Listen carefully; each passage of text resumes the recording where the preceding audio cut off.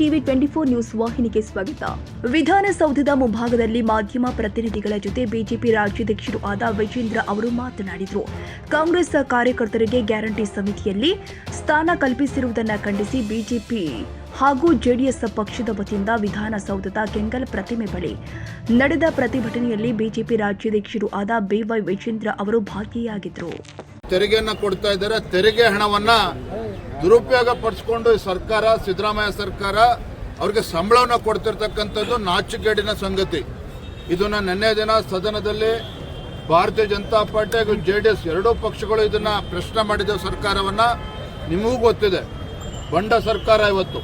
ಹಾಗಾಗಿ ಇದ್ರ ವಿರುದ್ಧ ನಾವು ಪ್ರತಿಭಟನೆ ಮಾಡ್ತಾ ಇದ್ದೇವೆ. ಇವತ್ತು ರಾಜ್ಯಪಾಲರನ್ನು ಕೂಡ ಭೇಟಿ ಮಾಡ್ತಾ ಇದ್ದೇವೆ. ಎಲ್ಲಿ ಶಾಸಕರು ಸೋತಿದ್ದಾರೋ ಆ ಶಾಸಕರ ಮಕ್ಕಳನ್ನ ಇವತ್ತು ಗ್ಯಾರಂಟಿ ಸಮಿತಿ ಅಧ್ಯಕ್ಷನಾಗಿ ಮಾಡಿದ್ದಾರೆ. ಇವತ್ತು ಅಧಿಕಾರಿಗಳ ಸಭೆ ಕರೀತಾ ಇದ್ದಾರೆ.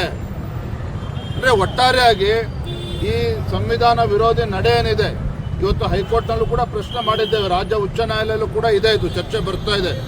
ಆದರೂ ಕೂಡ ಈ ಸರ್ಕಾರದ ನಡೆಯ ವಿರುದ್ಧ ನಾವು ಪ್ರತಿಭಟನೆ ಮಾಡಿ ಇವತ್ತು ರಾಜ್ಯಪಾಲರನ್ನು ಕೂಡ ಭೇಟಿ ಮಾಡಿ ನಾವು ಮೆಮೊರಂಡಮ್ ಕೂಡ ಕೊಡ್ತೇವೆ. ಬಿಜೆಪಿಯವರು ಏನೇ ಬೇಕಾದ್ರೂ ಮಾಡಿ ನಾವು ಕೊಡ್ತೀವಿ ಅಂತ ಕಾರ್ಯಕರ್ತರು ಪಕ್ಷಕ್ಕೆ ದುಡಿದಿದ್ದಾರೆ. ನಾಚಿಕೆ ಆಗಬೇಕಾಗಿತ್ತು. ಯಾವ ಪುಣ್ಯಾತ್ಮ ಮಾಡಿದನೋ ಆ ಪುಣ್ಯಾತ್ಮ ನಾಚಿಕೆ ಆಗಬೇಕಾಗಿತ್ತು. ನಿಮಗೆ ತಾಕತ್ತಿದ್ರೆ, ನಿಮಗೆ ಗೌರವ ಇದ್ದರೆ ಇವತ್ತು ರಾಜ್ಯದಲ್ಲಿ ನೋಡಿ ಅಂಗನವಾಡಿ ಕಾರ್ಯಕರ್ತರು ಇವತ್ತು ಧರಣಿ ಮಾಡಿ ಹೋಗಿದ್ದಾರೆ 4-5 ದಿನಗಳ ಕಾಲ. ಇವತ್ತು ದಾದಿಯವರು ಇವತ್ತು ಪ್ರೊಟೆಸ್ಟ್ ಮಾಡಿದ್ದಾರೆ. ಒಂದು 4-5 ದಿನಗಳ ಕಾಲ ಬೆಂಗಳೂರಿನಲ್ಲಿತ್ತು ನರ್ಸಸ್ಗಳು, ಆಶಾ ಕಾರ್ಯಕರ್ತರು. ಯಾವ ಆಶಾ ಕಾರ್ಯಕರ್ತರು ಹಳ್ಳಿಯಲ್ಲೂ ಕೂಡ ಕೋವಿಡ್ ಸಂದರ್ಭದಲ್ಲಿ ಸೇವೆಯನ್ನು ಮಾಡಿದ್ದಾರೆ, ತಮ್ಮ ಪ್ರಾಣವನ್ನು ಕೂಡ ಲೆಕ್ಕಿಸದ ಸೇವೆ ಮಾಡಿದ್ದಾರೆ. ಅವರ ಗೌರವ ಧನವನ್ನು ಕೂಡ ಜಾಸ್ತಿ ಮಾಡೋದಕ್ಕೆ ಮೀನಾಮೇಷ ಸರ್ಕಾರ ನೋಡ್ತಾ ಇದೆ.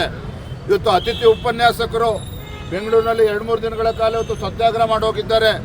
ಅವರ ಅಹವಾಲುಗಳನ್ನು ಕೇಳಿಸ್ಕೊಳ್ತಕ್ಕಂಥ ಸೌಜನ್ಯ ಸರ್ಕಾರಕ್ಕಿಲ್ಲ.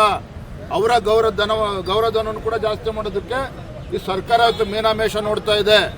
ಮತ್ತೊಂದು ಕಡೆ ಇವತ್ತು ಎಲ್ಲ ದುಬಾರಿ ಬೆಲೆ ಏರಿಸ್ತಾ ಇರ್ತಕ್ಕಂಥದ್ದು ಪ್ರೈಸ್ ಹೈಕ್. ಮತ್ತೊಂದು ಕಡೆ ಇವ್ರಿಗೆ ಸರ್ಕಾರಿ ನೌಕರಿಗೆ ಸಂಬಳ ಕೊಡೋದಕ್ಕಾಗ್ತಾ ಇಲ್ಲ. ಬೇರೆ ಬೇರೆ ಇಲಾಖೆಗಳು ವಿದ್ಯುತ್ ಬಿಲ್ ಕಟ್ಟೋದಕ್ಕೆ ಸಾಧ್ಯ ಆಗ್ತಾಯಿಲ್ಲ, ಹಣ ಇಲ್ಲ ಅಂತೇಳಿ. ಮತ್ತೊಂದು ಕಡೆ ಗ್ಯಾರಂಟಿ ಅನುಷ್ಠಾನವನ್ನು ಮಾಡಿದ ಯಾಕೆ ಜಿಲ್ಲಾಧಿಕಾರಿಗಳು ಇಲ್ವಾ? ಹಾಗಾದರೆ ಅಲ್ಲಿ ತಾಲೂಕು ಮಟ್ಟದಲ್ಲಿ ತಹಶೀಲ್ದಾರ್ಗಳಿಲ್ವಾ, ಅಧಿಕಾರಿಗಳಿಲ್ವಾ?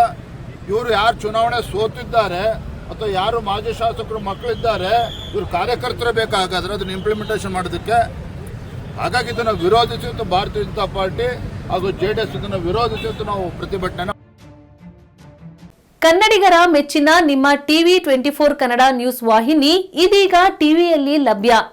ಕರ್ನಾಟಕ ಮತ್ತು ದೇಶ ವಿದೇಶದ 360 ಡಿಗ್ರಿ ಸುದ್ದಿ ಹಾಗೂ ಉತ್ತರ ಕರ್ನಾಟಕ, ಬೆಳಗಾವಿ, ಬಾಗಲಕೋಟೆ, ಧಾರವಾಡ, ಹಾವೇರಿ, ಗದಗ, ಬಿಜಾಪುರ ಜಿಲ್ಲೆಯ ಕ್ಷಣ ಕ್ಷಣದ ವಿವರವನ್ನ ಪಡೆಯುವುದಕ್ಕೆ ಟಿವಿ 24 ಕನ್ನಡ ನ್ಯೂಸ್ ವಾಹಿನಿಯನ್ನ ಲೈಕ್ ಮಾಡಿ, ವಿಡಿಯೋಗಳನ್ನ ಶೇರ್ ಮಾಡಿ, ಕಮೆಂಟ್ ಮಾಡುವ ಮೂಲಕ ನಮ್ಮ ವಾಹಿನಿಗೆ ಸಹಕಾರ ನೀಡಿ ಮತ್ತು ಚಾನೆಲ್ ಅನ್ನ ಸಬ್ಸ್ಕ್ರೈಬ್ ಮಾಡಿ. Thank you.